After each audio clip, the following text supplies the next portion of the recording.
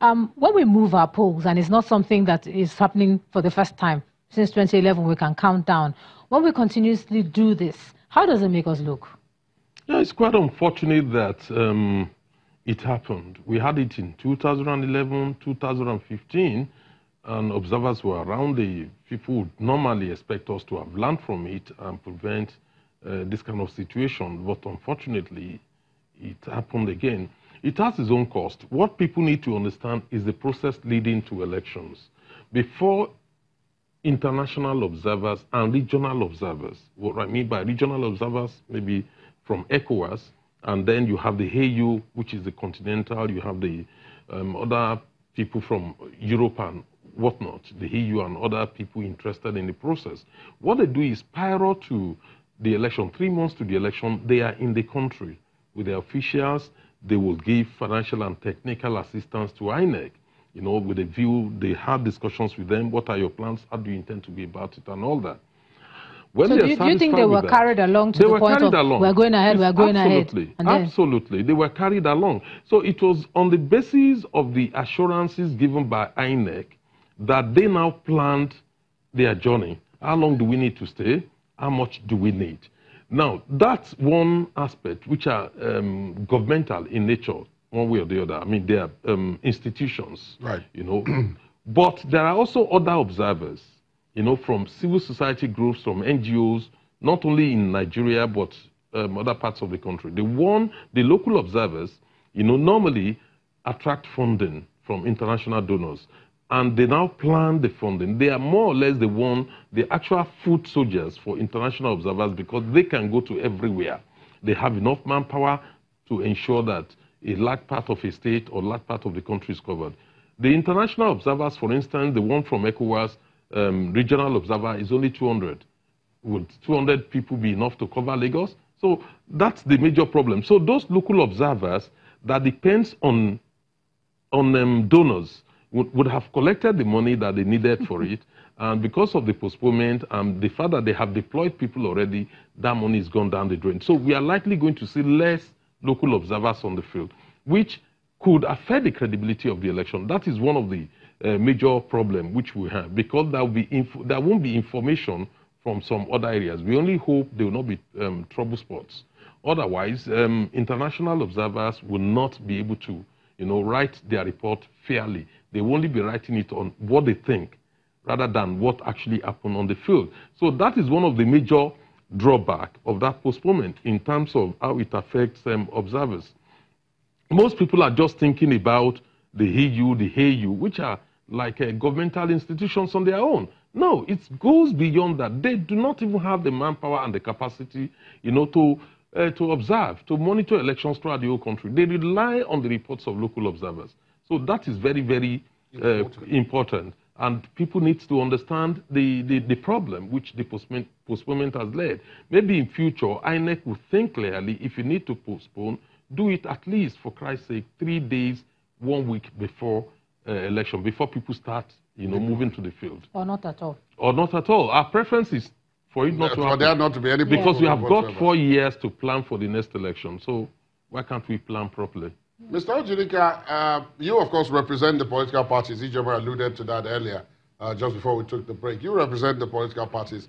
There's a cost to the parties, too. Ahead of these elections, the parties deployed those you mentioned, party agents across the country, and so on.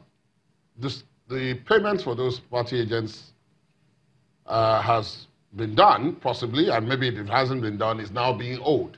Yet there will still be need for deployment. How are the parties taking this?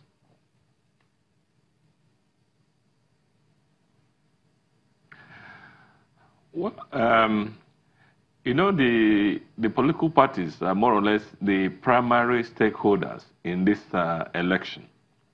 It's because of the parties that there's election. If you don't have political parties from our constitution, there will be no election. It's the political parties that sponsor these candidates. So more or less, if there's any group or any that have encountered greater losses, it's the political parties. So it's a great loss. But when you weigh the loss, to the gains that will come out as a result of having a credible process, I think the gains will outweigh the loss that you may counter in the process. So we wouldn't want to go ahead to recount our losses. They are too numerous. You can't just quantify them in monetary terms. The digits will be so much. But all the same, having said that, we also take solace from the fact that you might go into an election and it goes into a runoff. If you go into a runoff, you still have to complete the rest. So we may also take a solace that this second missionary journey may not be like a runoff. So, but having said that, it's a very great loss to the political parties. It's a very great loss to the nation. It's more or less is something that brings some credibility deficit to our political process. But I'm sure that at the end of time, the end result will justify whether this sacrifice is worth it. And it's our expectation and our hope that the end result will be fine, that at the end of time, that we'll have an election that everybody will take a pride, that if you win, you will know that truly it's a will of the Nigerian people. And if you also lose, you will know that it's the Nigerian people that say that you shouldn't be their leaders of this point in time. So I will still want to plead with my colleagues, chairmen and members of political parties, to bear it, to take it as a national sacrifice. Moving forward, I think that a time will come that in the next political process, for our government to realize that unless you amend our constitution, you don't have independent candidates. So that's why the government will help to see that they deepen the growth and development of our political parties. It's not something that will be left for just members of political parties alone. There has to be a way that government has to promote and help political parties to develop, because it's by so doing that they are deepening democracy. You have seen how the conflicts in political parties are now hampering and tampering with the political process that we have today. If you have a problem in a political party, it eventually snowballs. It affects INEC, because at the end of time, INEC will be joined in the matter.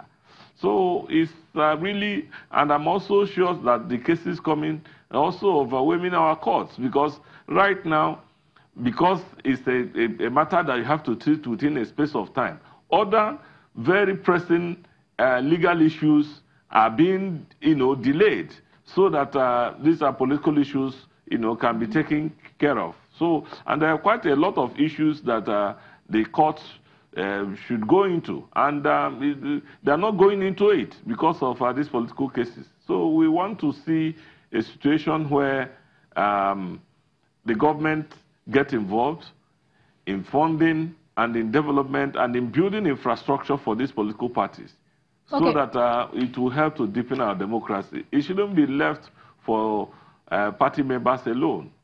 Mr. Ochek, what do you think this does to our reputation out there when we constantly do this and people are not sure of what there is to come? What does that do to the perception of us, to foreign investors, tourism, and to anybody looking at Nigeria when we're on a global stage such as this time?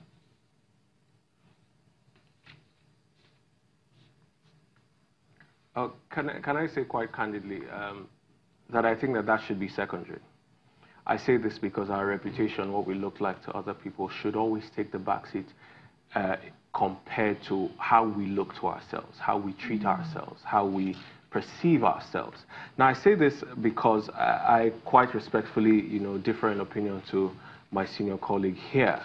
The greatest loss is not to the political parties, in my personal opinion, and it's not to the international observers. It's to the Nigerian people. It's to people who have passionately decided that they want to be part of a process, and they've had to expend resources, time, energy, passion and they didn't get anything in the first go around, and they're going to have to do it again.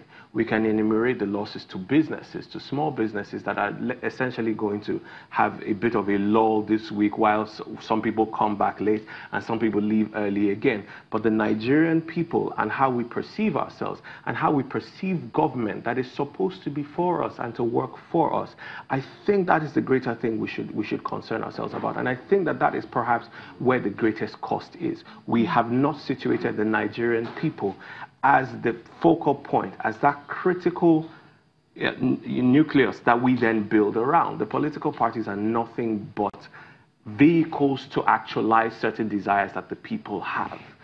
And they exist only because the people will push them and give them the fuel that they need to get where they want, because they have promised the people certain things. The critical thing here is that the Nigerian people are who we should be selling to, that internal